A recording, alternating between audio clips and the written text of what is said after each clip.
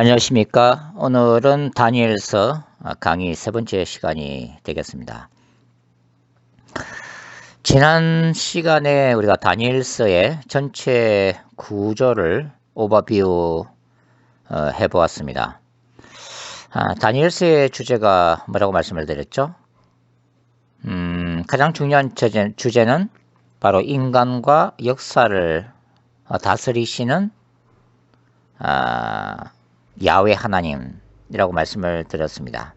그리고 두 번째는 다니엘과 그의 세 친구를 통한 그 순교자적인 믿음을 다니엘서가 특별히 강조하고 있다고 말씀을 드렸습니다. 오늘은 다니엘서 1장을 중심으로 한번 같이 살펴보도록 그렇게 하겠습니다. 다니엘서 1장 1절과 2절을 먼저 읽어보죠. 유다 왕 여호야김이 다스린 지 3년이 되는 해에 바벨론 왕 느부갓네살이 예루살렘에 이르러 성을 에워쌌더니 주께서 유다 왕 여호야김과 하나님의 전 그릇 얼마를 그의 손에 넘기심에 그가 그것을 가지고 신할 땅 자기 신들의 신전에 가져다가 그 신들의 보물창고에 두었다. 자, 다니엘과 세 친구가 바벨론 제국의 느부갓네살에게 끌려간 시점이 바로 주전 605년경입니다. 사실 지금까지 팔레스틴의 패권은 아수르 제국이 장악하고 있었죠. 아수르 제국이 점차 쇠퇴지면서 신흥 강국 바벨론이 일어나기 시작합니다. 신바벨론 제국의 기초를 놓은 사람은 바로 그 느부갓네살 왕의 아버지인 나보폴라살 왕이었죠. 그 뒤를 이어서 이 팔레스틴의 새로운 패권을 잡은 지배자로 등장한 사람이 느부갓네살 왕입니다. 주전 605년경에 굉장히 유명한 역사적 전투가 일어나죠. 그게 뭘까요? 바로 갈그미스 전투입니다. 이 갈그미스 전투는 그 신바벨론에 의해서 아수르의 도성인 니네웨가 무너진 후에 이 아수르의 패잔병들이 다시 한번 재기를 노리고 있었고, 또 그 신바벨론의 남하 정책을 견지한 애굽이 바로 아수르를 도와주기 위해서 올라가게 되죠. 팔레스틴 땅을 거쳐서 올라가게 되는데 바로 그 길목을 막은 사람이 저 유명한 요시야 왕입니다. 그 요시야 왕이 죽음을 당하고 말이죠. 이 갈그미스 전투에서 신흥 바벨론은 바로 아수르와 애굽의 연합군을 격퇴하게 됩니다. 그래서 주전 605년에 이 아수르 제국은 역사의 무대 뒤로 완전히 사라지게 되고, 이집트는 자신의 본거지로 후퇴해서 조용한 세월을 보내게 되죠. 말 그대로 팔레스틴의 패권을 느부갓네살이 이제 맹실상부 장악한 것입니다. 그 열쇠를 몰아서 예루살렘을 침공하게 되죠. 그리고 예루살렘 성전의 기물을 탈취하고 왕족들과 귀족들을 1차 포로로 끌고 가게 됩니다. 바로 그때에 이 다니엘과 세 친구들도 포로로 끌려가게 되죠. 2차 침공은 언제 일어나죠? 주전 597년경에 예루살렘 2차 침공이 있게 되고, 그때 에스겔이 다시 포로로 끌려오게 되죠. 그리고 3차 침공은 주전 587년 또는 586년경 바로 시드기야 왕 11년에 느부갓네살에서 예루살렘이 완전히 함락하고 바벨론 70년 포로 생활이 시작되게 됩니다. 다니엘 1장 1절과 2절은 그러한 역사적 배경을 지금 말해주고 있습니다. 지난 시간에도 제가 말씀드렸다시피 바로 다니엘서 1장 1절과 2절은 그룩한 전쟁 신학을 담고 있다고 말씀을 드렸는데요. 고대 근동 세계에서의 각국 간의 전쟁은 무엇의 전쟁이라고 말씀드렸죠? 바로 그들이 섬기는 최고 신들, 각 국가가 섬겼던 전쟁 신들끼리의 전쟁이라고 말씀을 드렸습니다. 우리가 간단하게 이 바벨론의 신들을 조금 설명을 드릴 필요가 있는데요.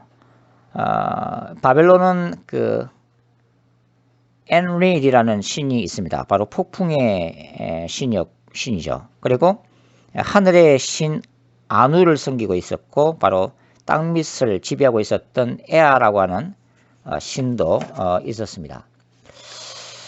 그러나 공식적인 바벨론의 최고 신은 바로 마르둑입니다. 이 마르둑은 폭풍의 신 엔릴을 계승한 벨로 불리웠죠. 그리스에서는 바로 이 마르둑이 제우스 신과 동일시 됩니다. 그리고 바벨론의 여신으로는 밀리타라고 하는 여신이 있었는데요. 이 밀리타라고 하는 여신은 아수르에서는 이시타르로 불렸던 여신이고, 또 이제 가나안 땅에서는 아스다롯, 또 로마 시대에 때는 비너스로 불리죠. 그리고 그리스 신화에는 아프로디테와 동시되는 여신이고, 우리 사도행전 19장에 그 바울의 3차 전도 여행에 있어서 바울 선교의 어떤 풍성한 열매를 거두게 되는 이 에베소, 바로 그 에베소에서는 아르테미스, 한글 성경은 아데미 여신이라고 불리죠. 동일한 여신이 됩니다. 사실 이 여신 밀리타의 기운은 창세기 10장으로 거슬러 올라가는데요. 거기에 보면은 그 여호 앞에 흉폭한 그 니무롯이라고 하는 그 사냥꾼이 등장이 되어지고 있죠. 바로 이 니무롯이 나중에 태양신으로 숭배를 받게 되는데요. 그 니무롯의 아내가 바로 세미라미스입니다. 그리고 그들 사이에서 태어난 아들 담무즈가 나중에 니무롯의 화신이면서 태양신으로 또한 신격화 되게 되면서 소위 말해서 여신과 아들신, 모자신 사상이 시작되게 되고 전 세계적으로 파급이 되게 됩니다. 그래서 이집트에서는 이시스와 아들 호루스 신으로 불리게 되죠. 이 호루스는 UAG 운동에서는 바로 그 전시한 외눈을 상징하는 그 이미지로 유명해진 태양신입니다. 로마로 가면은 바로 비너스와 아들 주피터 신이 되고요. 캐톨릭에서는 바로 성모 마리아와 아들 예수상을 우리가 보게 되는데, 바로 이제 캐톨릭의 이 성모 마리아와 성모 마리아의 품에 안겨 있는 아기 예수상은 바로 바벨론 제국의 그 세미라미스와 그 아들 담무저의 모자 사상에까지 그 기운을 두고 있습니다. 바벨론의 왕 그 느부갓네살은 예루살렘을 침공하면서 바로 바벨론의 최고신 마르둑이 이스라엘의 최고신 야훼를 이겼다고 생각하죠. 그리고 신전의 기물을 탈취하다가 바로 그 마르둑 신전에다가 놓게 됩니다. 일종의 전리품으로 생각한 것이죠. 이런 바로 신들의 전쟁, 국가끼리의 전쟁을 신들의 전쟁으로 생각했던 것이 바로 고대 근동 사상인데요. 창세기 15장에도 바로 이제 그러한 이 배경을 가지고 있는 아브람 언약, 바로 헷불 언약이 기록이 되어 있습니다. 하나님이 아브람을 찾아오셔서 계약을 맺으시는 장면이죠. 그런데 그 짐승을 반으로 쪼개고 바로 그 사이를 횃불로 상징되는 야훼께서 홀로 지나가십니다. 원래 고대 종주권 계약에서는 전쟁에서 승리한 왕과 그 다음에 전쟁에서 패배한 왕 두 사람이 쪼갠 짐승 사이를 지나가는 의식을 치르게 됩니다. 그 의미는 이 승리한 왕이 패배한 왕에게 앞으로 조공과 충성을 다짐받는 바로 그런 계약이 되겠습니다. 그래서 이 계약을 어길 시에는 언제든지 바로 그 짐승을 쪼개듯이 신하가 된 그 국가를 심판하겠다고 하는 그런 메시지를 보여주고 있는 것이 바로 고대 종주권 계약입니다. 이러한 고대 종주권 계약은 고대 근동의 전쟁 문화에서 비롯되었던 것이죠. 그래서 구약을 이해하는 가장 중요한 신학 중에 하나가 바로 거룩한 전쟁 신학이라고 말씀을 드렸습니다. 오늘 다니엘서 2장을 읽어보시면 주께서 유다왕 여호야긴과 하나님의 정거를 얼마를 그의 손에 넘기심에, 자 여기에 거룩한 전쟁 신학적인 전형적인 표현이 등장하고 있죠. 하나님이 유다왕 여호야긴과 하나님의 성전의 거룩한 기물들을 느부갓네살의 손에 넘기셨다라고 하는 표현입니다. 이스라엘이 순종할 때는 이스라엘을 위하여 대적과 싸우시는 거룩한 전사이신 하나님이, 그러나 이스라엘이 불순종할 때, 우상을 숭배할 때는 어떻게 한다고요? 도리어 이스라엘의 대적인 아수르나 또 바벨론을 사용해서 택한 백성 북이스라엘이나 남유다를 징계하시는 바로 그런 모습으로 나타나고 있다고 하는 것이죠. 이렇게 이스라엘이 범죄했을 때에 이스라엘의 죄악 때문에 하나님이 심판하시는 사상이 두드러지게 나타나는 우리 역사서를 신명기적 역사서라고 부릅니다. 바로 이제 신명기 신학이 기초가 되어서 여호수아서, 사무엘상하, 열왕기 상하가 바로 이러한 이스라엘의 죄를 심판하시는 그 하나님의 공의를 강조하고 있는 역사서들이죠. 또 그 반면에 우리가 역대기적 역사서가 있는데요. 이것은 역대상하나, 에스라, 느헤미야서와 같은 역사책들을 얘기합니다. 여기에는 이 신명기 역사서가 선지자적인 그런 신학을 담고 있다면 역대기적 역사서는 제사장적 그 역사관, 그런 신학을 담고 있습니다. 그래서 역대기적 역사서에서는 바로 다윗 왕조를 굉장히 중요시하고, 그 다음에 예루살렘 성전과 제사 제도, 그리고 이스라엘의 그 회복을 강조하고 있는 그런 역사서이죠. 느부갓네살이 이제 예루살렘 성전에서 기물을 가지고 오게 되죠. 이것은 이제 다니엘서 그 5장의 그 배경이 되기도 하죠. 다니엘서 5장 2절에 이렇게 기록되어 있습니다. 벨사살이 술을 마실 때에 맹하여 그의 부친 느부갓네살이 예루살렘 성전에서 탈취하여 온 금은 그릇을 가져오라고 명하였으니 이는 왕과 귀족들과 왕후들과 후궁들이 다 그것으로 마시려 함이었다. 그냥 우리가 그냥 기억할 것은 거룩한 전쟁 신학에서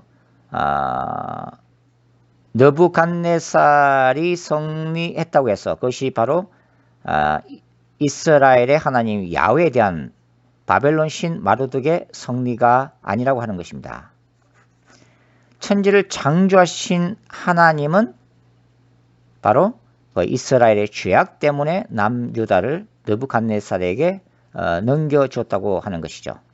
바로 이러한 인간과 역사를 주관하시는 바로 하나님은 바로 이 다니엘서가 강조하고 있는 중요한 주제이죠.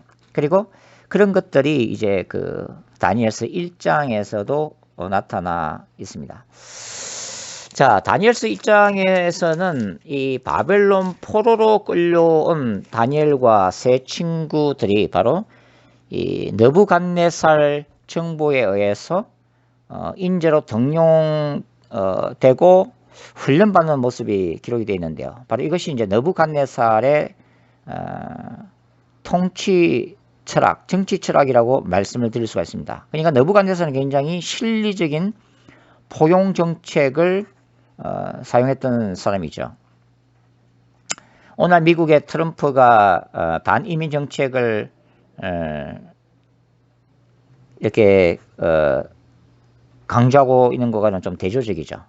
그러니까 비록 포로라 할지라도 그들에게 어떤 자질이 있고 또 잠재력이 있고 능력이 있으면 그들을 발탁해서 바로 느부갓네살이 다스리는 바벨론 제국의 국가 이익과 발전을 위해서 사용하겠다고 하는 그런 정치 철학을 볼 수가 있습니다.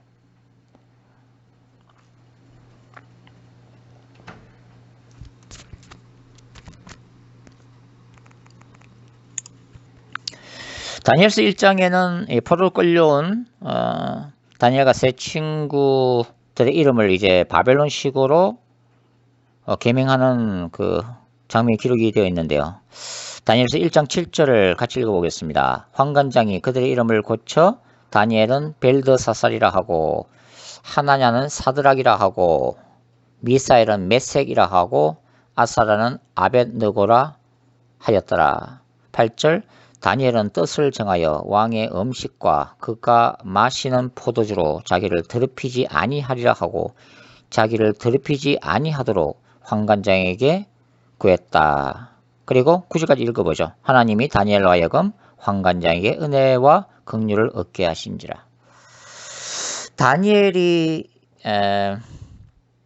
그 왕의 음식과 그가 마시는 포도주를 거부했다고 지금 기록이 되는데요. 사실 이 바벨론 제국에서 왕이 먹었던 음식 포도주는 그들이 섬기는 마르둑을 비롯한 그 신들에게 바쳐진 희생 제물의 일부라고 볼 수가 있겠습니다. 그러니까 우상에게 바쳐진 음식이었다고 하는 것이죠. 그래서 다니엘과 세 친구들은 이 레위기에 따른 그 정결한 음식법에 따라서 이러한 음식들을 거부할 수밖에 없었다고 하는 것입니다. 이런 그 우상에게 바쳐진 제물 문제는 신약에서는 어디에 나오죠? 고린도전서 10장에 나오죠. 10장에 그 고린도 교회의 우상에 바쳐진 음식 문제에 대해서 사도 바울께서 다루고 있는 주제인데요. 당시 고린도에서도 그 아프로디테의 신전이 세워져 있었고 거기에 기록에 따르면 한 1000명 이상의 여사제들이 그 신전에서 섬기고 있었다고 그러죠. 이 신전에 섬겼던 여사제들은 종교 의식에서 섹스를 제공했던 사제들입니다. 그러니까 이러한 이교 신전에서는 바로 그 우상 숭배 행위 뿐만 아니라 여사제와의 그 섹스 관계도 이루어졌고 그 다음에 그 신전에서 우상에 바쳐진 제물을 함께 먹는 그런 의식들도 있었지요. 그래서 사도 바울은 예수 그리스도를 믿는 신자들 중에도 여전히 그러한 신전 예배 또 신전에서 나오는 제사 음식을 먹는 자들에 관해서 기록을 해놓고 있습니다. 사도 바울은 바로 우상 숭배 행위, 우상의 제사 음식을 먹는 그 자체를 귀신에게 제사하는 것이다. 그래서 악령과 소통하는 것이라고 아주 혹독하게 비판을 하고 있는 것을 우리가 이제 볼 수가 있죠. 자, 포로로 끌려왔고 이제 그 미래를 보장받은 이 다니엘과 세 친구들은 그럼에도 불구하고 바로 야훼 신앙 때문에 그 우상에게 바치는 음식을 거부를 하게 됩니다.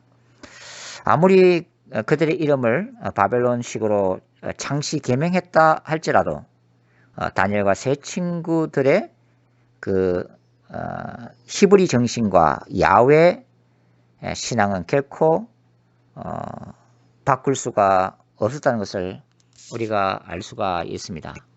바로 이제 이 다니엘서 1장부터 바로 다니엘서가 말하고자 하는 세상과 타협하지 않는 순교자적인 영성, 이교도들의 그 우상 숭배와 결코 타협하지 않고 죽기까지 하나님을 사랑하고 하나님을 섬기는 그 야훼 유일 신앙을 사실 다니엘서가 지금 강조를 하고 있는 것이죠. 이렇게 우상 음식을 이제 거부한 다니엘과 세 친구의 하나님이 참 놀라운 은혜를 베푸시는데요. 그것은 이들을 담당한 그 환관장을 통해서 긍휼을 베푸신 사실입니다. 사실 이제 환관장은 다니엘과 세 친구를 굉장히 잘 봤던 것 같아요. 그런데 이 우상 음식에 바쳐진 이 고기를 거부했을 때 그 환관장이 이 다니엘과 세 친구를 관리하고 있었기 때문에 그 결과에 대한 책임을 두려워하는 모습이 나타나 있죠. 그때 다니엘이 믿음으로 이렇게 얘기합니다. 12절 청하오니 당신의 종들을 열흘 동안 시험하여 채식을 주어 먹게 하고 물을 주어 마시게 한 후에 당신 앞에서 우리의 얼굴과 왕의 음식을 먹는 소년들의 얼굴을 비교하여 보아서 당신이 보는 대로 종들에게 행하소서 하매. 자, 그 결과는 어떻게 했을까요? 14절 그가 그들의 말을 따라 열흘 동안 시험하더니 열흘 후에 그들의 얼굴이 더욱 아름답고 살이 더욱 윤택하여 왕의 음식을 먹는 다른 소년들보다 더 좋아 보인지라. 그리하여 감독하는 자가 그들에게 지정된 음식과 마실 포도주를 제하고 채식을 주니라. 자, 다니엘과 세 친구들이 그냥 단순히 채식을 했기 때문에, 즉 채식주의자이기 때문에 그들 얼굴이 더 고기를 먹는 다른 사람들보다 더 윤택이었을까요? 아니라고 생각합니다. 이것은 그들이 고기를 먹던 채식을 먹던 그것이 중요한 게 아니라 다니엘과 세 친구가 하나님 앞에서 믿음을 보였을 때, 정말 하나님만을 사랑했을 때 하나님이 바로 그러한 채식이라고 하는 것을 통해서 다니엘과 세 친구들의 얼굴을 윤택하게 만들었다고 하는 것입니다. 일종의 기적이죠. 그리고 하나님은 참 이렇게 이들을 배려하는 그 환관장을 만나게 한 것도 정말 이 바벨론 땅에서, 이교도의 땅에서, 우상 숭배의 땅에서 하나님의 그 자녀들을 보호하시고 은혜를 베푸시는 인간과 역사를 주관하시는 하나님이심을 지금 1장부터 보여주고 있는 것이죠. 마치 그 애굽으로 끌려갔던 요셉이 보디발이라고 하는 인물을 만나고 그 보디발의 집안을 통해서, 그 보디발을 통해서 은혜를 있게 하셨던 것과 같다고 말씀드릴 수가 있죠. 또 모세는 어떤가요? 모세는 그가 태어났을 때 그 죽임당할 수밖에 없는 그런 위기 상황 속에서 바로 어머니의 믿음, 그리고 그의 누이 미리암의 지혜, 그리고 또 한 사람 바로 이집트 공주의 마음속에 하나님이 아기 모세를 그 공주가 바라봤을 때 그 불쌍히 여기는 마음을 부어주셔서 아기 모세가 살아나는 바로 놀라운 은혜를 있게 하셨다는 것을 우리가 읽을 수가 있습니다. 이런 은혜가 없다면 우리가 살아갈 수가 없죠. 우리가 지금 굉장히 어려운 시기를 보내고 있는데 우리에게도 이런 어떤 위기 상황, 정말 우리의 목숨이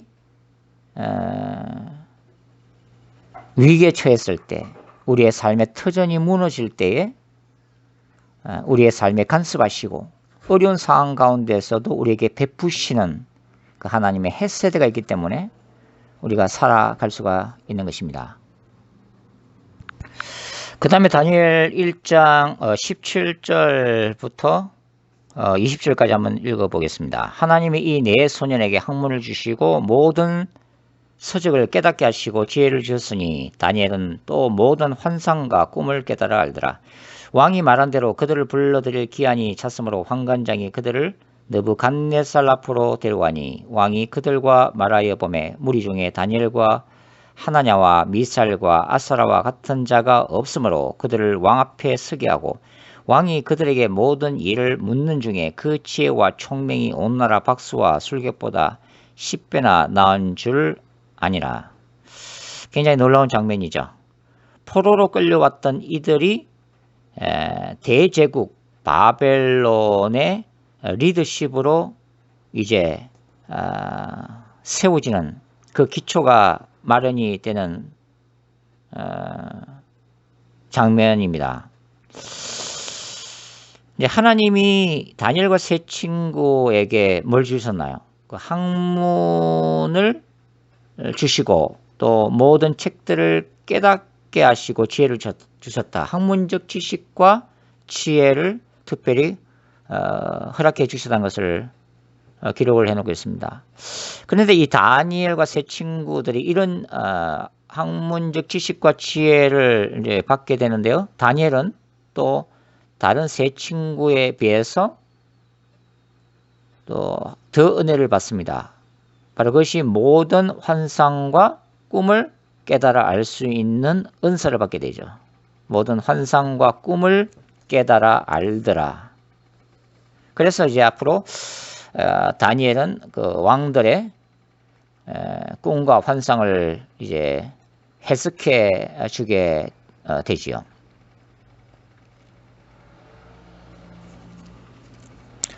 여기 보시면은 그 박수와 술객들, 바벨론의 박수와 술객들에 대해서 언급이 되어지고 있습니다. 이러한 박수와 술객들보다 10배나 더 능력이 뛰어났다. 바로 이들이 이제 소위 마술사들, 또 바벨론의 점성술사들, 바벨론의 철학자들입니다. 바로 이런 그 바벨론은 태양신 숭배 사상, 점성술, 역술, 그리고 오늘날 뉴에이지 사상의 모든 그 토대가 그 바벨론 제국에서 비롯되었다고 볼 수가 있죠. 그러나 이 하나님을 섬기는 다니엘과 세 친구의 입장에서 보면 바로 이러한 바벨론의 술사들이나 마술사들의 능력의 원천은 지극히 사탄적일 수밖에 없지요. 신명기 18장을 한번 찾아보겠습니다. 자, 신명기 18장 9절부터 14절까지를 한번 찾아서 읽어보겠습니다. 자, 신명기 18장 9절부터 14절 같이 한번 읽어보죠. 시작. 내 하나님 여호와께서 내게 주시는 땅에 들어가거든 너는 그 민족들의 가증한 행위를 본받지 말 것이니 그의 아들이나 딸을 불 가운데로 지나게 하는 자나 점쟁이나 기둥을 말하는 자나 요술하는 자나 무당이나 지는 자나 신접자나 박수나 초혼자를 너희 가운데서 용납하지 말라. 이런 일을 행하는 모든 자를 여호와께서 가증히 여기시나니 이런 가증한 일로 말미암아 내 하나님 여호와께서 그들을 내 앞에서 쫓아내시니라. 너는 내 하나님 여호와 앞에서 완전하라. 내가 쫓아낼 이 민족들은 기륭을 말하는 자나 점쟁이의 말을 듣거나 내게는 내 하나님 여호와께서 이런 일을 용납하지 아니하시느니라. 뭐 오늘날도 마찬가지죠. 예전에 그 무당이나 점쟁이들을 전문으로 전도하시는 그 목사님 간증을 들은 적이 있는데요. 뭐 30년 넘게 그렇게 하다 보니까 이런 점쟁이나 무당에게 또 크리스천들이 그렇게 많이 또 찾아온다는 거예요. 우리가 알다시피 그 무당이나 점쟁이들의 이 성기는 몸주, 조상신들은 다 그 근원이 악령들인 것입니다. 무당들이 뭐 어떤 신을 섬기든, 그들이 동명성왕이라는 이름의 신을 섬기든, 뭐 동해 용왕을 섬기든, 문수보살을 섬기든, 또 산신령을 섬기든, 동자신을 섬기든 관계없이 바로 그들에게 지혜를 주고 계시를 주고 환상을 보여주는 신들은 근원적으로 바로 사탄의 권세들이라고 하는 거죠. 악령들이라고 하는 것입니다. 죽은 조상이 찾아와서 몸주가 되는 것이 아니라 바로 조상의 이름으로 찾아오는 악령들이라고 하는 거죠. 특별히 이제 신내림을 받은 무당들의 경우는 굉장히 소위 말해서 영험이 있죠. 그들은 실제적으로 그 악령들의 음성을 듣고 보여주는 그 환상을 보게 됩니다. 저도 예전에 이제 이런 무당들을 많이 찾아다니면서 그런 이 무당들의 세계에 대해서 저도 어느 정도 많이 알고 있는데요.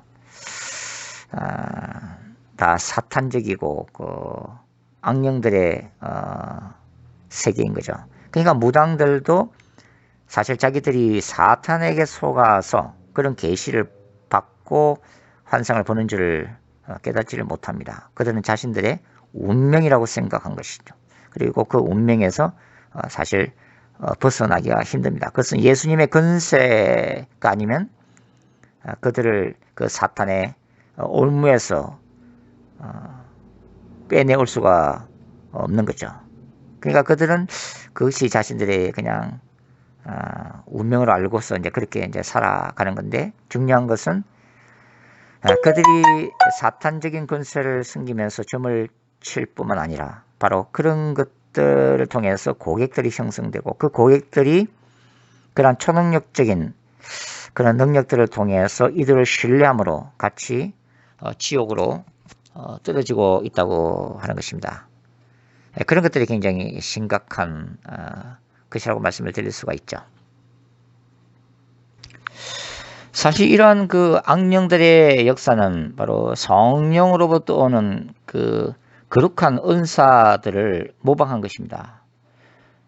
즉 하나님의 성령을 통해서 예언, 계시, 환상, 지식, 지혜의 은사, 기적의 은사, 병고침 이런 능력들을 베푸시는 것처럼 사단도 바로 사탄의 이름으로 바로 이러한 것들을 똑같이 모방하는 것을 이제 볼 수가 있습니다. 그러니까 우리에게는 이제 영분별이 필요한 거죠. 물론 기적 종식론, 은사 중지론을 주장하는 달라스 신학교나 또 이런 신학자들도 있지만, 사실 성경이 얘기하고 있는 것은 예수님 오실 때까지 이러한 성령의 능력들과 은사들은 지속되고 있다고 우리는 봐야 합니다. 제가 거룩한 전쟁 신학, 보게 되면 종말론적 거룩한 전쟁 신학을 말씀드릴 때, 하나님의 나라, 인간과 역사, 그리고 성경의 기록들이 사실은 구속사, 하나님의 나라 관점, 언약 신학이 기초가 되지만, 저는 그것이 하나님의 나라와 사탄의 나라와의 상호 투쟁 관계다, 그렇게 이제 말씀을 드렸죠. 즉 인간과 역사 안에서 일어나고 있는 하나님의 나라의 능력과 사탄의 나라의 능력이 이제 부딪히고 있는 거죠. 네, 이런 관점에서 보면 사실 그 태양신 마르둑을 숨기는 느부갓네살의 바벨론 제국은 사단적인 나라에 속한다고 볼 수가 있습니다.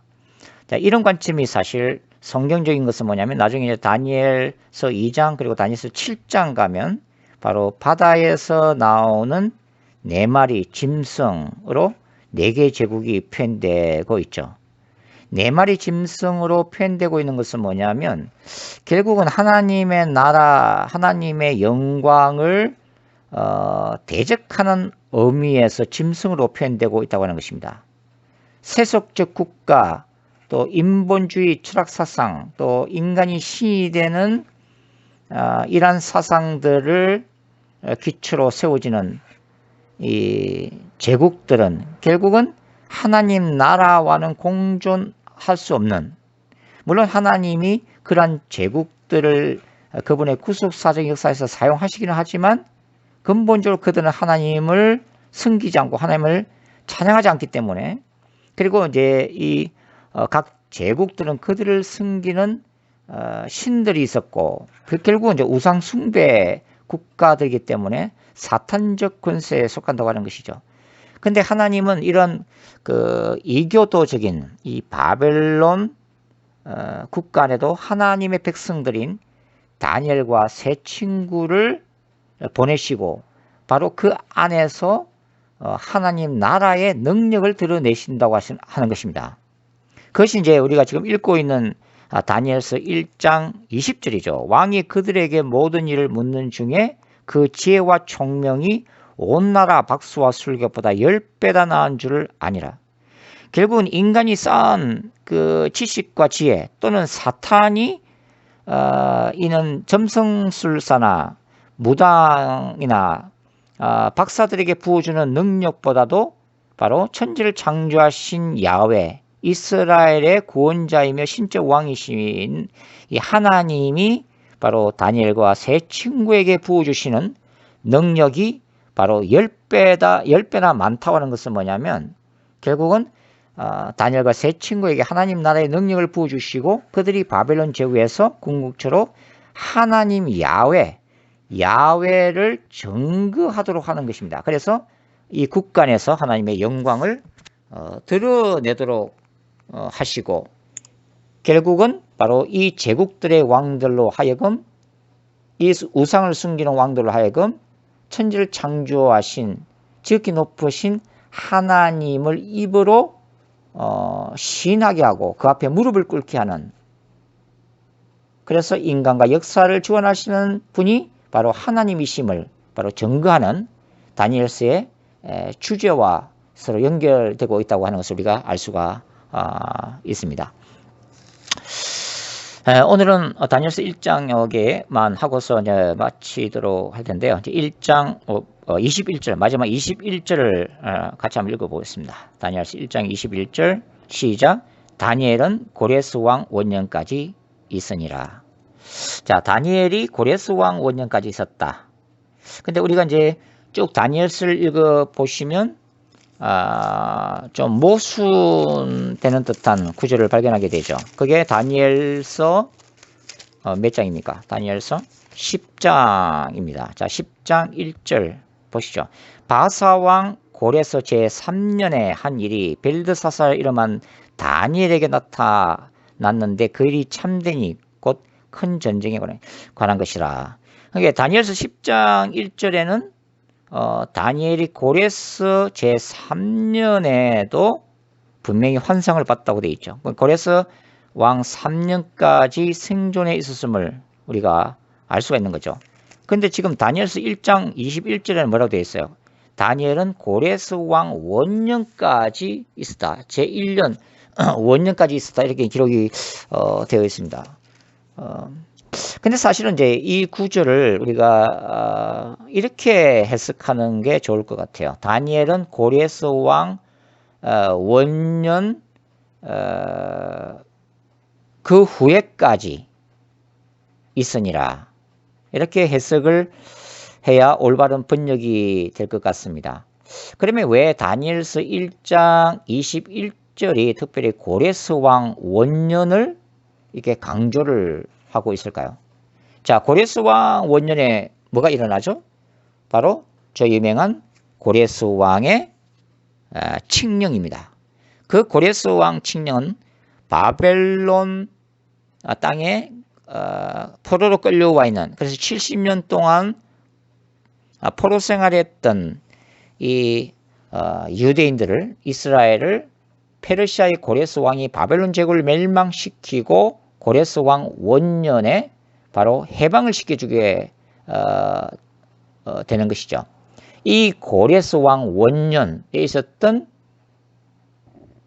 이 칙령은 나중에 이제 다니엘서 이제 9장에 가시면은 이제 70일에 이 환상을 받게 되는 바로 그 배경이 되어지게 됩니다. 그래서 이 고레스 왕 원년이라고 하지는 이 구속사적인 개념, 이스라엘의 해방에 대한 칙령이 굉장히 중요하기 때문에 이 고레스 왕 원년을 특별히 강조하고 있는 거죠.